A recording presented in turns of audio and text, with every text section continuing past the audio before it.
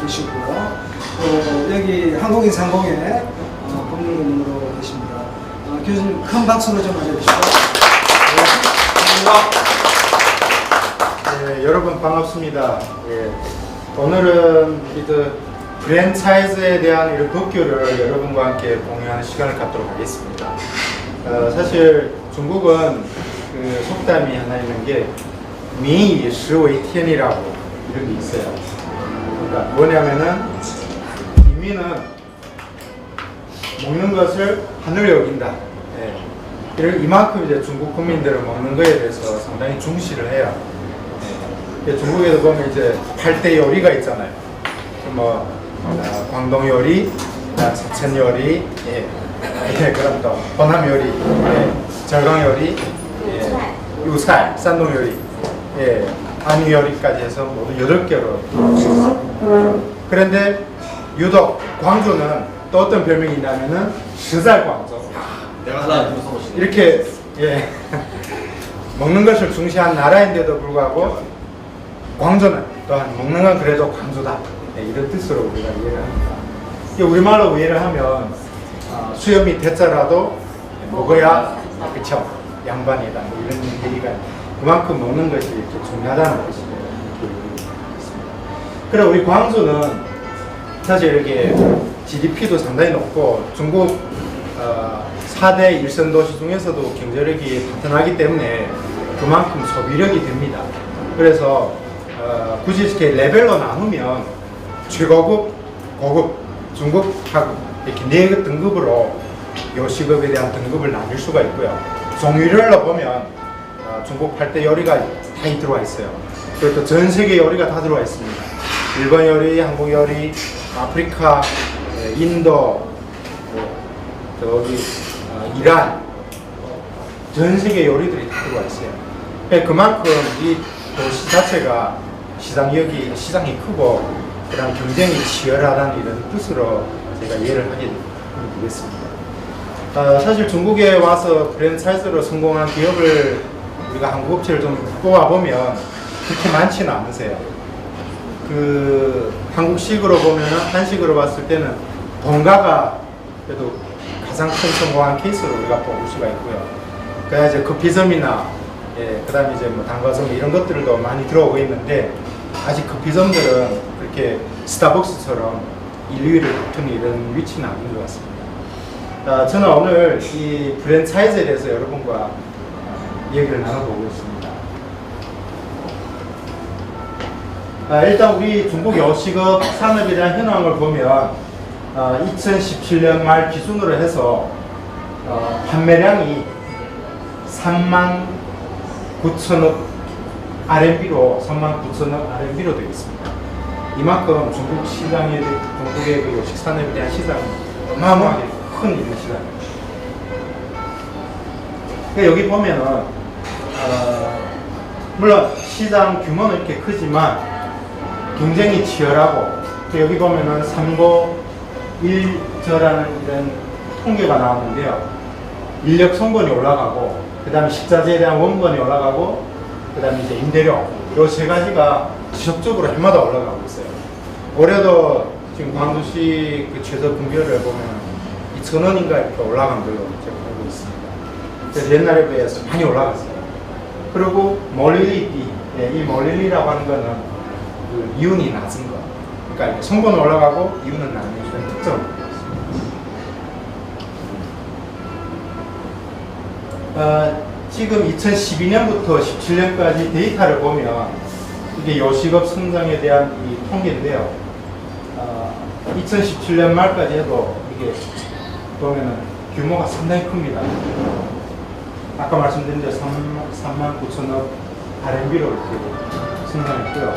앞으로 2022년까지는 대략 한 6만 1,600억 원으로 성장할 이런 추세를 보고 있습니다.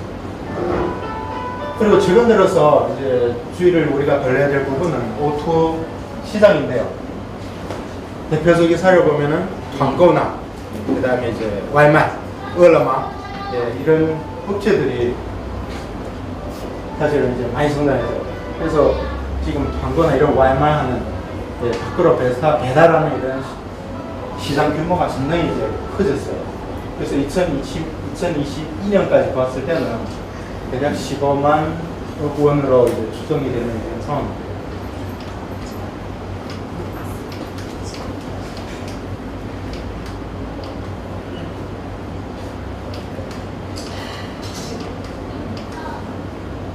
자, 그러면 프랜차이즈란 무엇인가?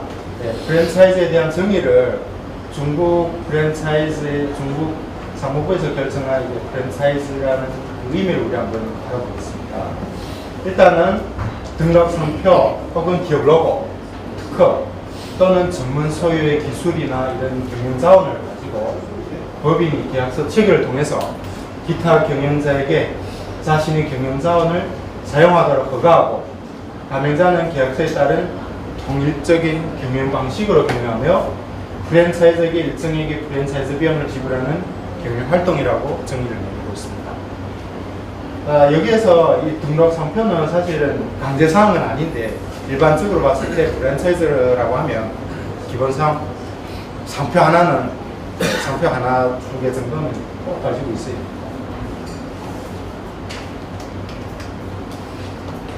프랜차이즈는 지금 국가에서 강제로 등기를 하도록 의무화하고 있습니다.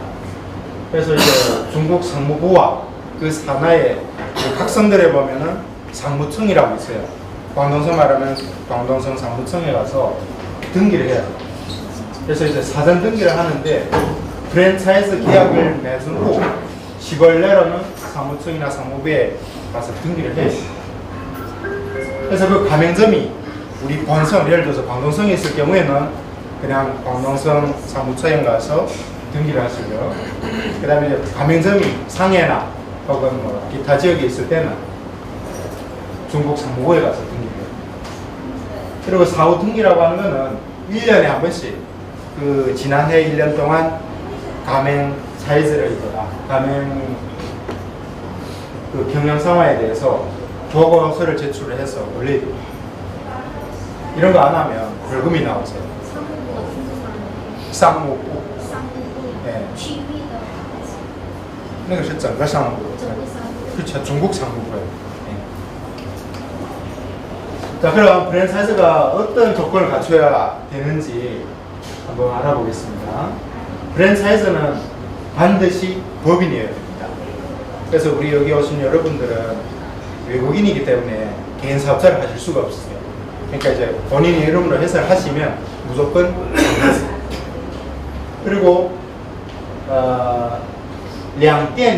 량대인이라고 하는데 이건 뭐냐면은 이 법인 밑에 직접 경영해도 좋고 아니면은 자기 분사를 설립을 해도 좋고 일단 두 개가 있어야 돼요. 본인 이름으로 된 회사가. 그러니까 예를 들어 모회사가 하나 있으면 그 모회사 하나 외에 또 하나 있어야 돼요. 그러니까 모회사가 투자를 하든 아니면 모회사하고 어떤 뭐 예? 모회사 말고 딸수추가 하나 있어요. 딸수추가 아니고 모회사 소속으로. 소속으로. 그렇죠. 소속으로 되어 있어요. 그래서 최소 두 개는 있어야 됩니다. 그래야지만 이 만족. 법인 명의도 같이 해야 되는 거죠? 법인 명의는 같을 수가 없어요. 무슨 예를 들어 A라는 회사면 A 회사 분사 이렇게 나와요. 아, 분사로. 그렇죠. 예를 들어 판이 하나 냈다 그러면은 하르비 판이 펀디에 이렇게 나와요. 그렇죠. 펀공스하고 펀디에. 아.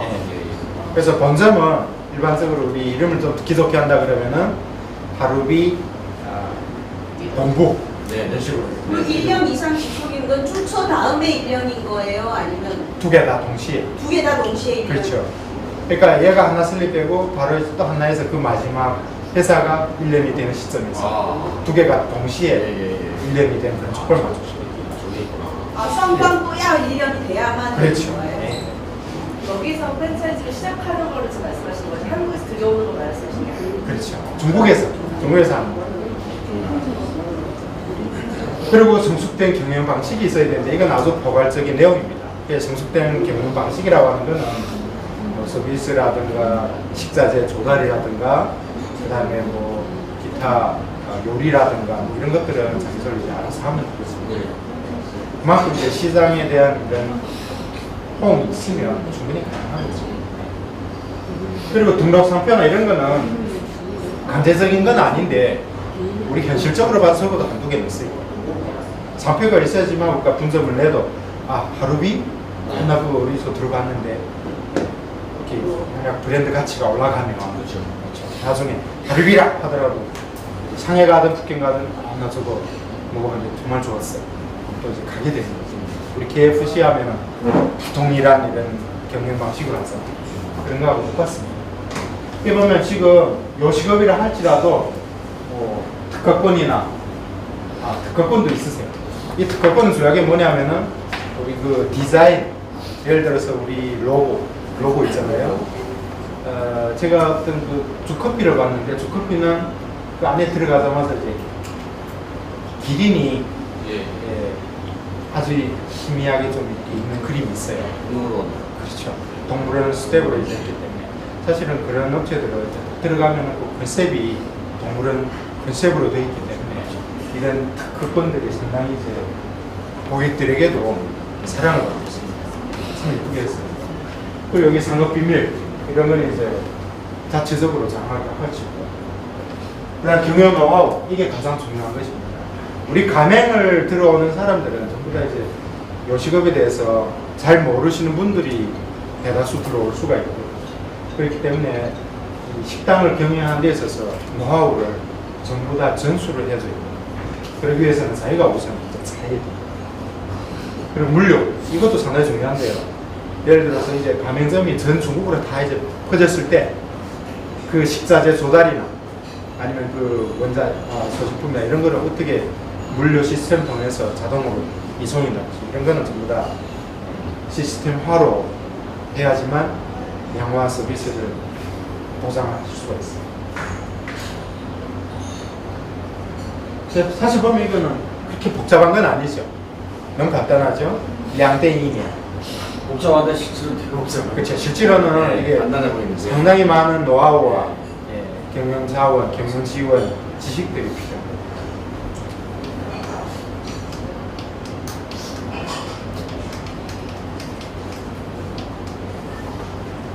자, 그러면 이제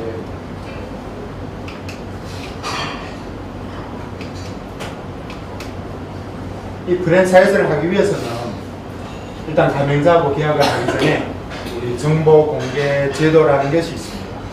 이 정보 공개 제도라고 하는 것은 중국 프랜차이즈 관리 방법에 의해서 가맹자에게 꼭 제시를 해야 되는 의무 중에 조항이에요. 만약 이 정보 공개 의무를 이행하지 않았으면 가맹자는 이제 이걸 빌미로 해서 소송을 걸어올 수가 있습니다. 그러니까 여기에 보면 이제 내용이 정말 많아요. 모두 합계 11개인데 이거 시간을 12번 쓰면 포괄적으로 한 겁니다. 일단 우리 한번 처음부터 한번 보겠습니다. 제일 첫 번째로 프랜차이즈의 이름. 프랜차이즈라고 하면 그 본사죠.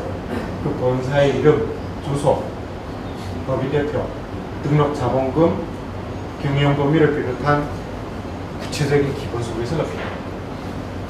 여기는 이 등록 자본금이라고 하면 중국에 지금 회사법이 개정이 돼가지고요.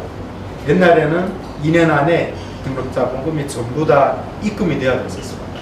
근데 지금은 일정한 기한을 정해두고 그 기간 안에만 돈이 들어오면 2년에 들어와야 되는 그 조건을 만족시키지 않아도 가능합니다. 그래서 요즘에 수많은 회사들이 1000만 원짜리 회사다, 1억 원짜리 회사다 이런 것들이 굉장히 많아요. 사실 이런 거는 자본금이 들어오지 않는 한 상당히 주주에게는 위험한 요소로 작용할 수가 있습니다. 왜냐 그러면 이게 예를 들어서 우리가 1억 원짜리 회사를 등록을 했어요. 그리고 20년 뒤에 혹은 30년 뒤에 돈이 들어오게 이렇게 결정을 한다 하더라도 그 돈은 이 회사가 설립되는 그 순간부터 납부를 해야 될 의무가 있어요. 만약 그 회사를 경영하다가 어떤 채무가 막 이제 늘어나고 해서 파산을 해야 될 경우는 예를 들어서 저희가 1억 원짜리를 이제 20년 뒤에 납부를 하기로 했는데 한 1, 2년 하다가 이제 회사가 망하게 됐어요. 그렇다 하더라도 이 자본금의 납부에 대한 의무는 없어지지 않습니다. 만약 파산될 경우에는 그 파산 시점에부터 자본금 납부의 의무가 바로 이루어지게 그렇게 돼 있어요. 안 그러면 이제 이 사람은 이제 평생 그 채무에 쫓아가요. 그렇기 때문에 그 등록 자본금이란 것도 마음대로 적는 건 아니에요. 지금 상황으로 봤을 때는 대략 뭐 100만, 50만 자기 수준에 맞게 그렇게 책정을 하시면 되겠습니다. 두 번째로 프랜차이즈의 등록 상표. 지금 중국에 상표를 등록하는 거는 옛날보다 한 반년 정도 시간이 조금 이제 앞당겨졌습니다. 예, 빨라졌어요. 옛날에는 보통 한 2년, 2년 반 이렇게 걸렸는데 최근에는 한 1년 정도면 나오더라고요. 그리고 상표 비용은 그렇게 비싸지 않아요. 같은 경우는 한 2,000원? 천 얼마도 싸게 하면 그렇죠. 천 싸게 얼마. 하면 1,000원만. 예, 국경 쪽에서 그냥 광고 전화가 너무 많이 와요. 그렇죠. 그래서 상표는 제가 요즘 보니까 이제 이쁜 상표, 좀 기발한 아이디어나 뭐 이런 걸로 해야지만 가능하지. 뭐 일반적인 이런 상표는 거의 다 등록이 됐어요. 네. 네. 근데 중국의 상표가 진짜 많아요. 예를 들어서 간단한 뭐 영어 자모 같은 거 이런 거는 거의 힘들더라고요. 그래서 자기 특점에 맞게 신청을 하시죠. 특허권도 마찬가지예요. 저희가 어떤 특허, 외관 디자인도 좋고 발매 특허도 좋고 지금 보면 제가 몇 년 전에 봤는데 그 돌판 구이라에서 거기서 이제 돌판에다가 철광판을 이렇게 비어싸고 그 다음에 이제 밥 다 먹고 그걸 고기를 다 굽고 나면은 살짝 들면 그게 자동으로 쓰레기는 버려지고 기름은 나가고 이런 기계가 있더라고요. 사실 그런 것들도 프랜차이즈에서 자기 회사의 그 기술이라고 볼 수가 있습니다. 그리고 양꼬치도 보면 자동으로 구워지죠. 예, 그런 것들이 다 우리 요식업으로 특허로 등록을 할 수 있는 자원입니다. 그리고 경영 시스템은 각 요식업마다 자기의 그 스타일이 있잖아요. 예, 그런 거, 이런 부분은 사실은 문자로 작성을 해서 시스템화하는 게 향후에 프랜차이즈를 발전시키려면 상당히 중요한 서류 중에 하나입니다. 그래서 이런 거는 이제 경영하시다가 문자로 정리를 해서 시스템화하는 작업을 스스로 진행하시면 되겠습니다. 그 다음에 이제 프랜차이즈의 경영 비용의 종류. 이건 뭐냐면은 프랜차이즈를 경영하려면 일단은 우리가 아무것도 모르는 가맹자가 가맹한다고 했을 때 우리가 전부 다 지도를 해야 돼요. 그러면 이제 요식업 장소의 장소 선정, 그 다음에 이제 장식, 인테리어, 그 다음에 거기에는 이제 설비 구매라든가, 그 다음에 또 뭐 서비스, 항목, 여러 가지가 많잖아요. 이런 것들을 전부 다 리스트를 작성해서 넣어야 됩니다. 여기 보면은 첫째로 프랜차이즈를 하게 되면은 경영 비용 중에 이제 프랜차이즈 가입 비용을 받을 수가 있어요. 그래서 많게는 뭐 30만, 50만, 적게는 2, 3만, 5만, 10만, 8만 이렇게도 받을 수가 있고요. 그 다음에 서비스를 제공하는 부분에 있어서 식자재 조달, 이 부분도 이제 이윤이 조금 발생을 하고요. 그 다음에 인테리어, 사실 이 부분은 이윤이 좀 많이 발생합니다. 그러니까 이제 가맹을 하게 되면 프랜차이즈가 위주로 해서 하기 때문에 가맹자는 따라올 수밖에 없잖아요. 그래서 인테리어 한다 그러면 예를 들어서 5,000원짜리 한다 해서 거기다 이윤을 붙여서 이것도 큰 수익이 있어요. 일반적으로 식당 하면 보통 적어도 100평방 이상은 하죠. 그럼 1평방에 우리가 한 2, 3천만 벌어도 이익이 발생합니다. 그 다음에 이제 보증금에 대한 납부. 보증금은 일반적으로 식자재 조달이나 혹은 상표 사용에 있어서 어떤 위약 책임이 있을 때 그때를 기준으로 해서 납부를 하게 하는데요. 일반적으로 각자의 상황에 따라서 30만도 있고 10만도 있고 그리고 반환 조건 및 방식 어떤 상황에서 반환할 수 있는지 이런 것들이 구체화해서 작성합니다.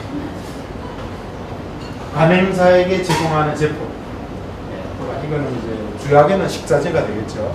식자재하고 그다음 어떤 분들은 자기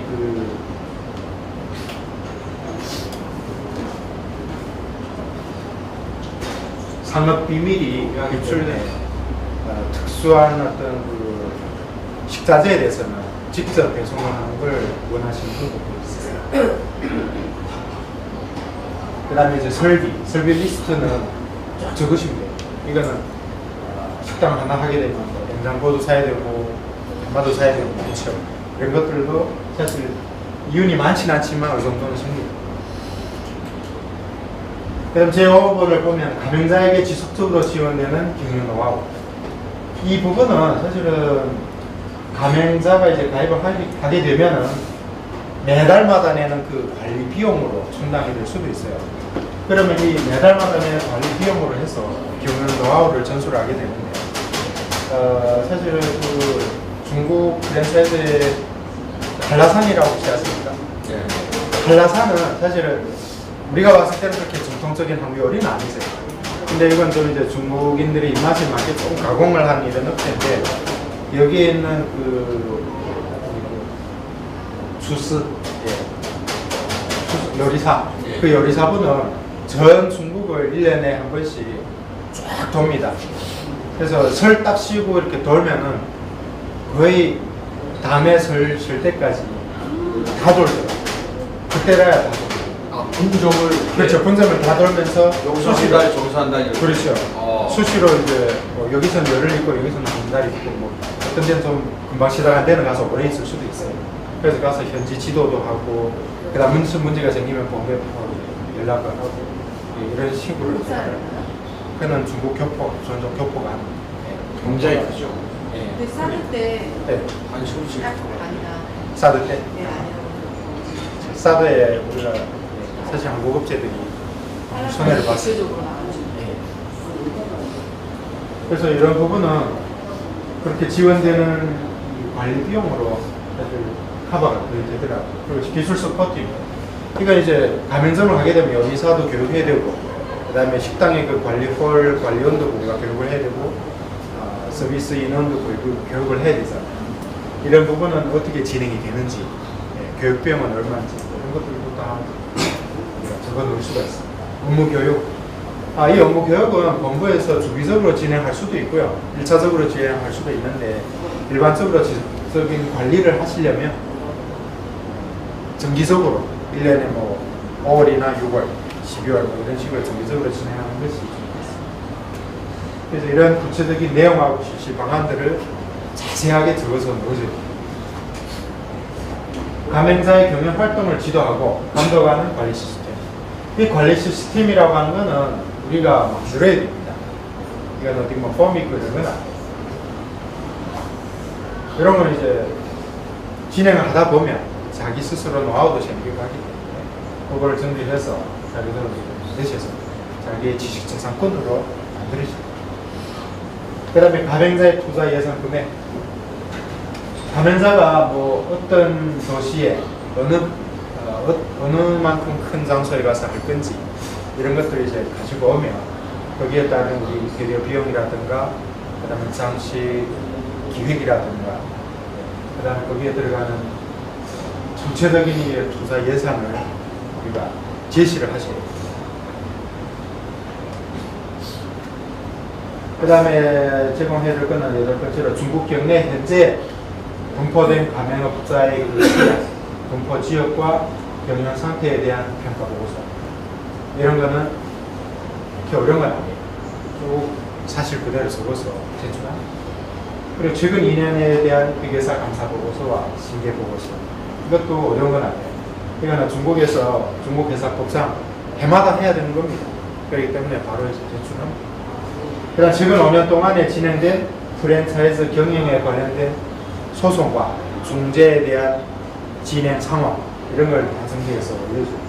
지금까지 뭐 어떤 소송이 있었는지, 가맹자와 어떤 뭐 분쟁은 있는지 이런 것들을 다 예시를 제공하세요. 그리고 11번째로 보면은 프랜차이저와 법인 대표. 그러니까 이제 이 법인과 그 법인의 법인 대표가 중대한 위법 상황, 위법 경영 기록은 있는지 이런 것도 정확하게 알려주죠. 그럼 이 정보 공개라고 하는 것은 계약을 체결하기 전에 미리 제공해야 돼요. 그러니까 어떤 분들은 우려가 있을 거예요. 이런 걸 제공한다 그러면 혹시 나의 그 상업 비밀이 유출되는 건 아니냐, 그렇죠? 사실은 이게 그에 어떤 보면 이제 핵심적인 상업 비밀의 하나잖아요. 그렇기 때문에 사실은 이 부분은 가능한 데이터로 조금 이제 어떤 분들은 가리는 이런 부분도 있어요. 그리고 또 하나는 상업 비밀에 대한 그 기밀 유지, 조항 유지에 대한 계약서를 작성하는 것도 필수입니다. 근데 현실적으로 봤을 때는 다들 30일 전에 제공 안 해요. 바로 그냥 제공하고, 그리고 날짜를 이제 한 달 전으로 적어줍니다. 그러니까 물론 이건 다 변명입니다. 법적으로는 이렇게 하면 안 돼요. 변호사님, 네. 이 상표가요. 네. 제가 가지고 있는 상표는 이제 10년이 이제 만기거든요. 네. 근데 예를 들면, 그러니까 등록을 저렇게 했는데 그 당시 법인 대표는 알지만 네. 그때 알게 된 게 상표는 비에더믹스 다른 사람, 그러니까 그 법인 대표가 상표는 다른 사람의 이름으로 받아서 상표권자는 그 법인 대표가 아닌 다른 사람이 있다고 치면요. 네. 제가 그 프랜차이즈를 하고 있는데 갑자기 그 10년 안에 그 사람이 권리를 행사해서 이 상표는 이건 내 거니까 쓰지 못하게 한다라고 소송을 걸어오면은 못 쓰죠. 못 쓰는 거죠. 그렇죠. 그렇기 때문에 이 상표에 대한 그 정보를 제공을 해라고 하는 의무가. 그러면은 그 법인자가 그러면 안 됐으니 내가 다시 상표권을 나에게 달라고 해야지만 되는데 그 법인 대표와 상표권자가 분쟁이 생겼을 경우에는 그때는 프랜차이즈를 하지 않는 것이 낫다. 그러면 그때 애초에 계약했을 때 계약 조항을 봐야 돼요. 애초에 계약하실 때 네. 계약을 몇 년 하셨어요? 그 계약에 보통은 2년, 2년에 자이엔시를 하고 있거든요. 그러니까 뭐 그렇게 되면은 이제 기한이 너무 짧으니까 아, 가맹자의 입장에서는 이제 권리를 상표를 보장받기 힘들죠. 결국 장사를 하고 있는데 네. 그 소송이 걸린 걸 알게 되면 그 상표권자가 저 간판을 당장 내려라라고 해도 내릴 그렇죠, 수밖에 내려야죠. 없는 상황이잖아요. 그렇죠? 그런 일이 많이 있었어요. 제가 알고 있는. 그러니까 그런 부분은 리스크가 있기 때문에 가능한 상표 사용 기간을 최대한 많이 받아오는 게 좋아요. 그러니까 예를 들어 상표권자가 있다 하더라도 그 상표권자가 어떤 법인에게 허가를 줬으면 사용권을 주었다라는 그렇죠. 사용권을 증명이 주면 있으면 그 사용권을 준 기간 동안만 쓸 수가 있잖아요.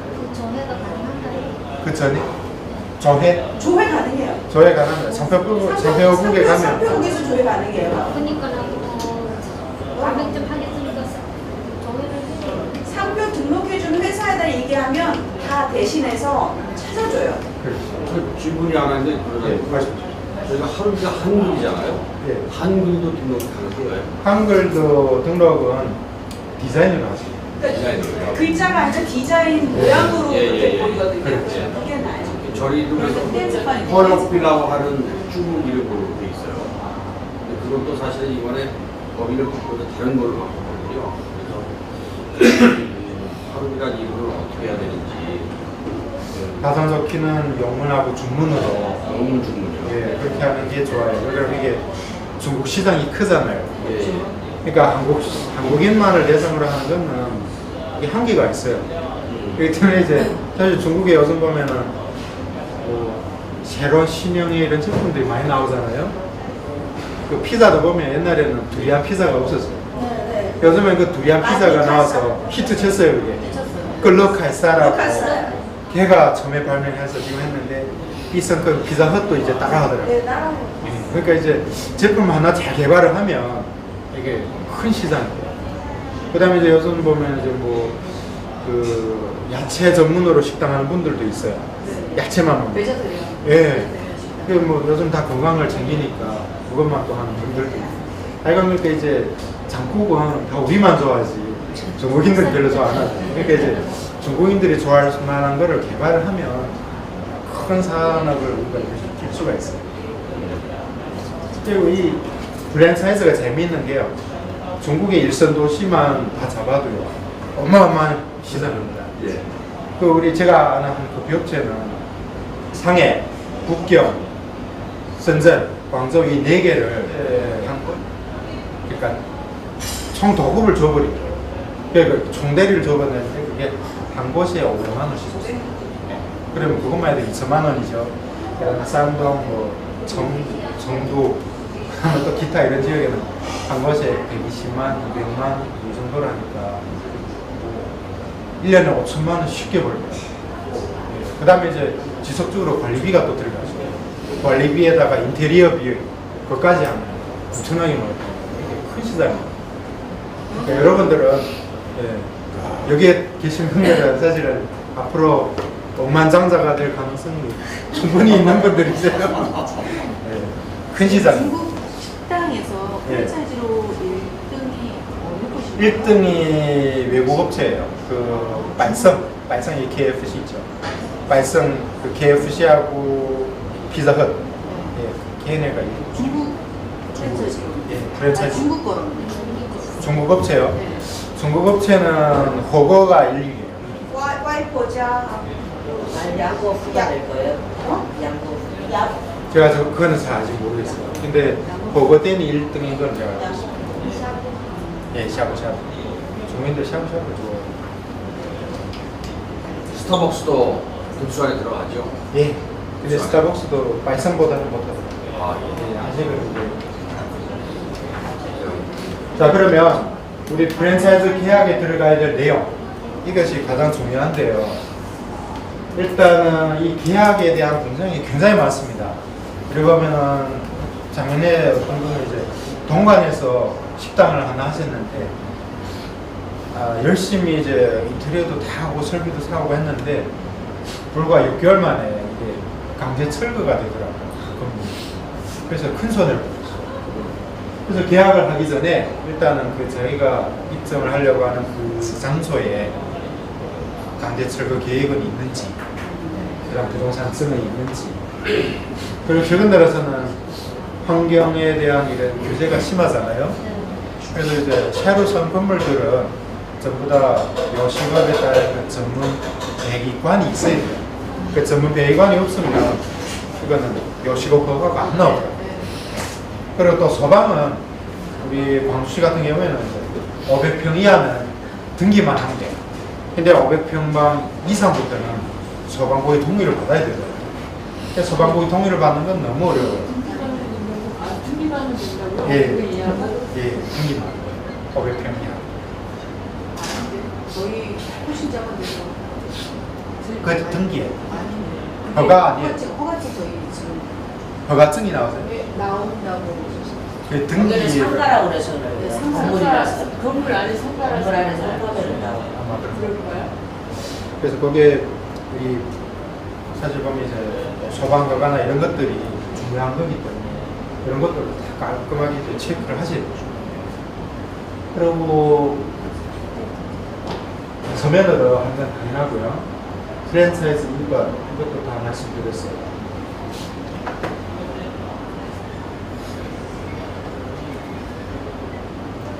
사실 여기 8번에 보면 여기 소비자 권익보호와 배상 책임 제도 이 부분이 있는데 이 부분은 식당을 하다 보면 이제 뭐 원자재나 이런 부분에 문제가 생겨서 그 책임을 져야 될 상황이 오게 되면 일단은 먼저 가맹자가 배상을 하게 됩니다. 그러고 나서 그 다음에 이 문제가 생긴 부분이 도대체 프랜차이즈냐 아니면은 가맹자냐 그걸 따져가지고 소송으로 해결할 상황이거든요. 경영의 변경과 해제와 종류. 이 9번에 보면 이 특허 경영을 프랜차이즈 경영 계약을 해서 해제를 할 수 있는지 여부 이것도 적어 놓으셔야 돼요. 일반적으로 이제 가맹 계약을 하게 되면 프랜차이즈 입장에서는 계약을 계속 이행을 하고 싶죠. 근데 가맹자 입장에서는 만약에 뭐 손님이 없거나 이렇게 되면 계약 해제를 하려고 해요. 계약 해제를 하려고 하면 일단 뭐 뭔가 이제 걸릴 것이 있어야 된다는 거죠. 그래서 이제 문제를 삼는 게 아까 말씀드린 정보 공개 의무 그거를 이행하지 않았다는 이유로 계약 해제를 하고 가맹비 이런 거 돌려달라고 소송을 걸어온 경우가 굉장히 많습니다. 여기 분쟁의 해결 방식에 대해서는 중국에서 일반적으로 분쟁 해결을 하면 소송과 중재 두 가지인데요. 중재로 봤을 때는 1차로 끝납니다. 근데 이제 중재 비용이 일단 비싸고, 그 다음에 중재를 하게 되면 외국인이라 할지라도 중국의 중재 결과를 가지고 한국에 가서 한국 법원에 강제 신청이 가능하죠. 그리고 이제 법원으로 하게 되면 중국 법원의 관할을 받기 때문에 1심과 2심의 이런 제도를 받고 1심과 2심을 거쳐서 그 다음에 해결을 하죠. 사실 이게 분쟁을 해결하는 이 방식을 선택하는 것은 서로 다 장단점이 있어요. 그러니까 법원으로 하면 시간이 오래 걸리고 대신 소송비나 이런 건 쌉니다. 그리고 중재로 하게 되면 그럼 이제 중재 비용이 비싸고 그다음에 이제 패소하게 되면 한국 가서도 강제집행이 되니까 그런 부분을 염두에 두고 어떻게 해야 할지 생각합니다. 그리고 여기 위약 책임에 보면 그 변호사 비용 있죠?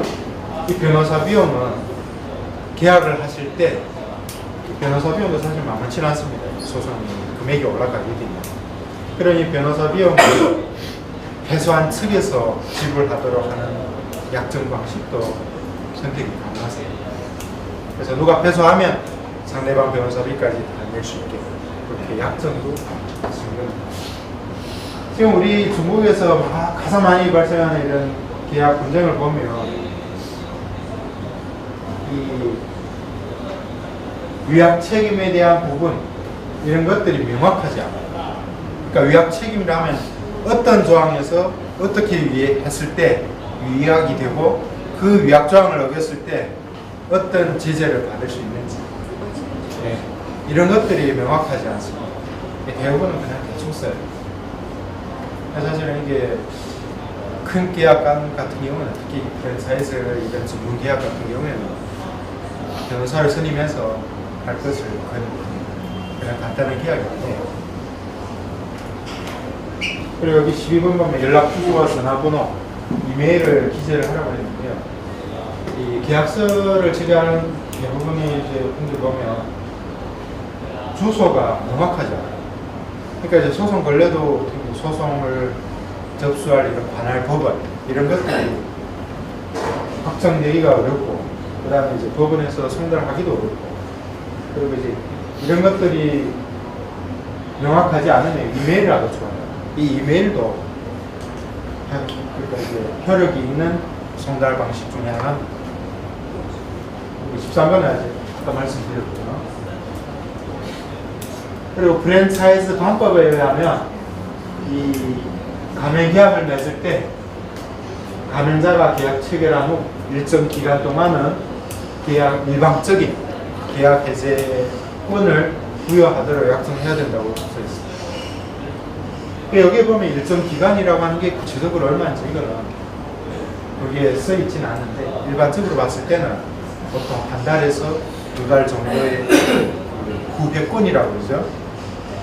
자, 이걸 일방적으로 해제를 할 수 있는 권리는 확보를 해줄 수 있고, 설사 이게 없다 하더라도 한두 달 내에는 자기가 후회를 해서 계약 해제를 주장할 수도 있습니다. 그렇지만 주장한다 하더라도 이미 받은 비용은 합리적인 비용은 돌려줄 의무는 없죠. 예를 들어서 이제 기술 지도 비용이라든가 그 다음에 가맹비라든가, 가맹비는 사실은 일단 계약해서 받으면 이렇게 후에 구속적으로 이제 진행되는 뭐 인테리어 지도비라든가 관리비라든가 이런 부분에 대해서 계약 해제를 하게 되면 당연히 또 돌려줘야 되겠죠. 물론 프랜차이즈가 그동안 이제 계약 해제를 하기 전에 이미 직원을 다 배치를 해서 일을 했으면 그 부분에 대해서 돌려줄 의무는 없습니다. 그래서 구체적으로 검토하고 되돌려줄지 안 될지 결정합니다.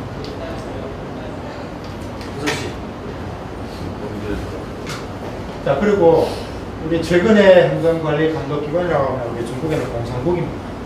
공산국이라는 게 이제 주요 고소된 사건을 보면 이 프랜차이즈가 허위 광고와 과대포장된 예상이익이다. 예상이익에 대한 보장을 하는 것 이런 걸 문제 삼습니다. 그리고 사무보험에 가서 등기를 하지 않고 그냥 자기 사적으로 하고 등기를 하고 이러면 이제 사무부에서 10만에서 50만 정도의 벌금을 내릴 수가 있습니다.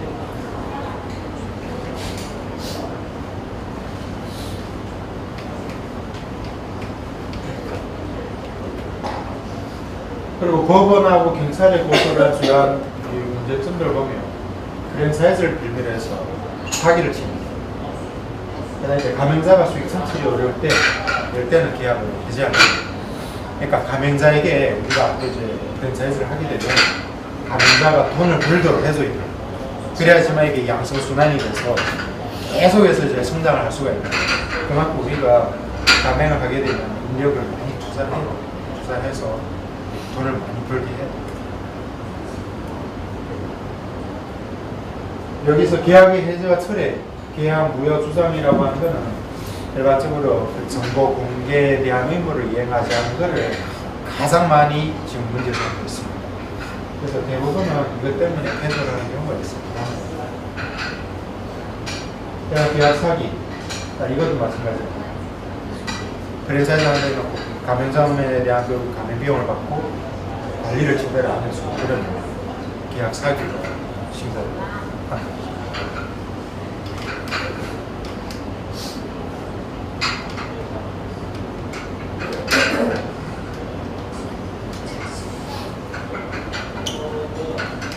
그 다음 지금 2018년에 대한 그 예상인데요. 직영 프랜차이즈가 신속하게 이제 발전하고 많은 성장세를 보이고 있습니다. 그런데 현재 지금 문제가 되는 것은 중국의 전체적으로 성본이 올라가요. 인건비도 한 해마다 올라가고, 중국도 보면 이제 각 도시마다 거의 매년 7월이면 기본 최저 급여를 올리세요. 그리고 이제 이것도 올라가기 때문에 원자재나 임대료도 해마다 올라가죠. 거의 뭐 3년, 최소 3년에 한 번씩 3% 이 정도 인상을 하죠. 그렇죠. 매년 올린 데도 있고. 그러니까 이런 부분이 보면 이제 원가는 올라가는데 이유는 점점 감소. 그러니까 이제 매뉴얼을 계속 올릴 수밖에 없는. 그리고 이제 투자 의지가 그래서 이제 강퇴하고 프랜차이즈와 가맹자의 관계가 이제 긴장할 수밖에 없는. 그리고 경쟁이 치열해지고 새로운 제품과 스피드가 되고 이건 아까 제가 말씀드린 두리안 피자와 치즈 떡볶이 이것도 최근에 누군가 발명한 거죠. 옛날에 이런 거 없었잖아요. 야채 들어간 식당. 그리고 이제 작년부터 보면 이제 와이만 회사와의 제휴로 판매량과 홍보 효과가 당시 촉진하는 이런 현상이 많이 일어나고 있습니다. 사실 와인마나 이런 데는 이게 시간 제한이 없기 때문에 사실 이것도 큰 시장이에요. 그래서 흔히 드리고 싶은 건 적극적으로 새로운 도전에 응하고 새로운 발전 모델을 각자 모색을 해야 되겠습니다.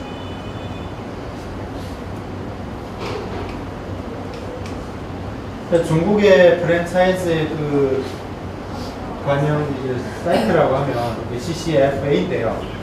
이 중국 프랜차이즈 협회에서 조직하는 건 1년에 기존에는 2번만 했었어요. 근데 올해부터는 5번 하더라고요. 이게 원래 북경하고 상해만 했었는데 현재는 북경, 상해, 남경, 무한 그리고 또 광주 이렇게 해서 모두 5번 하더라고요. 그런 사이트에 들어가 보면 그 가맹 전시회를 하는데 우리가 참여를 할 수가 있습니다. 이런 데 가면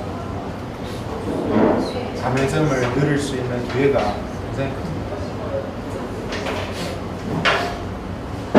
그리고 프랜차이즈 협회에 가입을 하는 것도 좋은 겁니다. 그래서 이제 프랜차이즈 가맹, 프랜차이즈에 대한 자격이 되면 저희들이 참여를 해서 기타인의 그 경영 노하우도 전수하고 기타인들 어떻게 하는지 다른 분들 어떻게 하는지 보면서 상호 상조나 좋은 기회로 삼을 수가 있다. 그리고 이거는 제 일체시고요. 그 연락처입니다. 앞으로 프랜차이즈뿐만 아니라 기타 법률적으로 궁금한 게 있으면 연락을 해주십시오. 그래서 이제 오늘은 강의를 이만하고요. 그 다음에 이제 다음 순서는 질문 답변